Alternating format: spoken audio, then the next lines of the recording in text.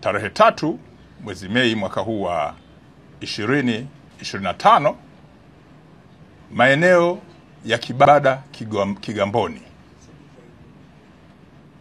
katika mkoa wa kipolisi wa Temeke walikamatwa watu 5 na jeshi la polisi wakihusishwa na usafirishaji wa dawa za kulevya aina ya bangi gunia zipatazo 60. Dawa hizi za kulevya ambazo zilikuwa kwenye gunia zilikuwa zimepakiwa kwenye gari namba T 466 ambalo namba zake ni EDV aina ya Howo, ambalo gari hili lilikuwa na tanki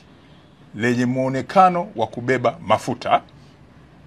lenye namba T 994 EEG, ambalo baada ya kulipekua lilikutwa likiwa limepakia gunia hizo za bangi ambazo ni dawa za kulevya. Watuhumiwa hawa waliokamatwa ni pamoja na Nathan Danga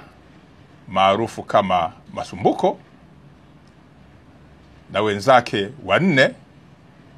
akiwemo pia mwanamke aliyefahamika kwa jina la Upendo Mgonja, ambao wote kwa pamoja watafikishwa mahakamani kupitia mamlaka zingine za kisheria haraka iwezekanavyo.